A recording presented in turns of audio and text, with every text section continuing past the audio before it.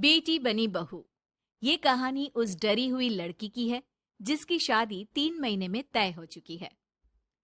अरे क्या रमा, क्यों उठ गई बेटा इतनी जल्दी? थोड़ी देर और आराम कर लेती ना। नहीं माँ, ठीक है, कोई बात नहीं। ये बताओ, चाय के साथ नाश्ते में क्या लोगी? अरे कैसी बात कर रही है रमा, कल तक तो तू ऑर्डर दिया करती थी कि ये खाना है वो खाना है, आज तू हमें पूछ रही है, क्यों बेटा? माँ, अब ऐसे ही बोलिए ना, क्या खाएंगी? बेसन की रोटी बना दूं दही के रायते के साथ? माँ कुछ सोचती है, फिर कहती है, अच्छा सुन, ये बता, रोहन का फोन आता है? शादी होने वाली है तेरी उससे, बात करती रहा कर। हाँ हाँ हाँ माँ, बात होती रहती है, मॉर्निंग में मैसेजेस भी डालती हूँ। अच्छा माँ, नाश्ता बना कर आती हूँ। ये बदलाव रमा में अचानक आए थे। कहाँ तो वो देर से उठती, बिस्तर पर ही नाश्ता खाना और आराम से नहाना। माँ ने बचपन से ही किसी राजकुमारी की तरह रखा। पढ़ने में होशियार और काफी सोचने वाली लड़की थी रमा। क्या बात है, आज तो नाश्ता बिल्कुल अलग बना है, ये कॉम्बिनेशन अपने घर में तो मैंने नहीं खाया। पापा, वो रोहन की मम्मी सोमवार को यही खाती है, इसलिए मैंने बनाया सीखने के लिए। ठीक नहीं लगा तो कुछ और बना देती हूँ। अरे नहीं नहीं, हमारी समधन जो खाएगी हम भी साथ बैठकर वही खा लेंगे।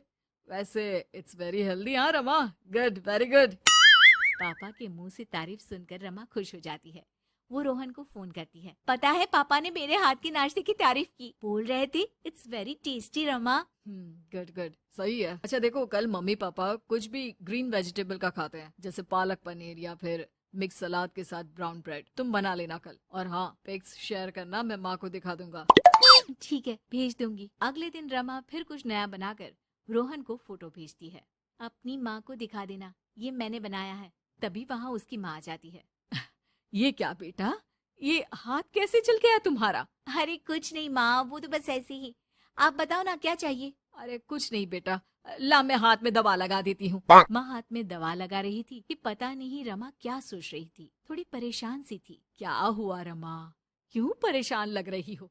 रोहन से कोई बात हुई है क्या? नहीं माँ, आज जो बनाया उसकी फोटो मांगी थी रोहन ने, दे तो दी, लेकिन अभी तक कोई रिप्लाई नहीं आया।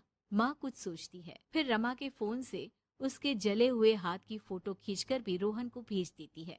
अरे माँ, ये क्या कर रही हो? वो सोचेगा कि मुझे काम करना आता ही नहीं। हाँ तो सोचने देना, पढ़ाई में नहीं मिल पाता था वक्त, जितना सीखा है काफी है। वक्त के साथ ही खाना बनाना, घर संभालना, सब कुछ आ जाता है। थोड़ी देर में रमा के फोन का मैसेज बजता है। रमा के पास रोहन का फोन आ जाता है। माँ को ये खाना देखने में ही अच्छा नहीं लगा, बोल रही थी कि तुम्हें बोल दूं कि अच्छे से बनाना सीखे। ना हो तो कोई क्लास ज्वाइन कर ले, मैं पैसे दे दूंगा। और हाँ, प्लीज यार, ऐसी डरावनी जलने कटने खून खराबे वाली फोटो मत भेजा करो। जल गई क्या? तुम्हें खाना नहीं बनाना आता क्या? मुझे ब्लेम मत करो।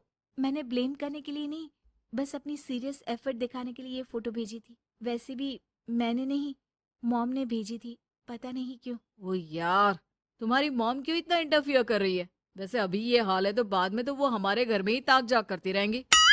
उनसे कहो कि मैं तुम्हें उस घर के लिए तैयार कर रहा हूँ जहाँ अब तुम्हें पूरी जिंदगी रहना है। रमा को रोहन की बात ठीक नहीं लगती। वो फोन रख देती है, लेकिन सोच में पड़ जाती है कि आखिर वो ये बात माँ को बताए कि नहीं। अब हर वक्त या तो वो रोहन का बताया खाना बना रही होती है, या उसके कहने पर उसकी पसंद की टीवी शोज, वेब सीरीज या फिर किताब पढ़ रही होती है। क्या बात है रमा, आजकल मैं देख रही हूँ कि तुम बहुत परेशान सी रहने लगी हो। कोई बात हो तो बता दो बेटा।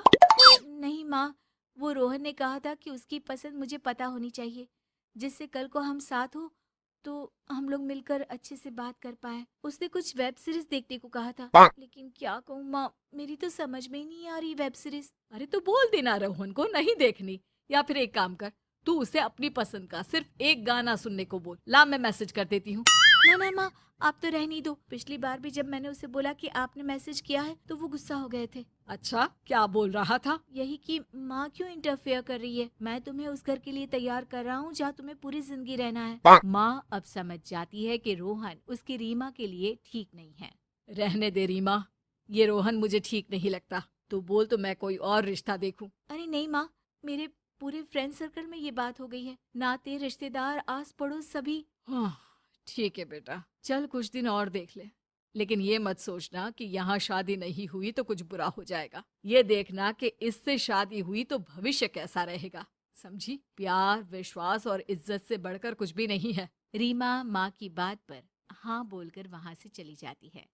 अगले रोज रोहन का फोन रीमा के पास आता है। मैंने तुम्हें एक स्किन डॉक्टर का फोन नंबर दिया है। माँ बोल रही थी कि तुम सांवली हो और दिखने में भी नैन नक्श थोड़े।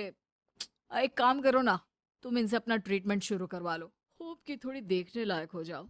आज तक रीमा से किसी ने इस तरह बात नहीं की थी। वो ये बात सुनकर सीधे शीशे के सामने खड़ी हो जाती है।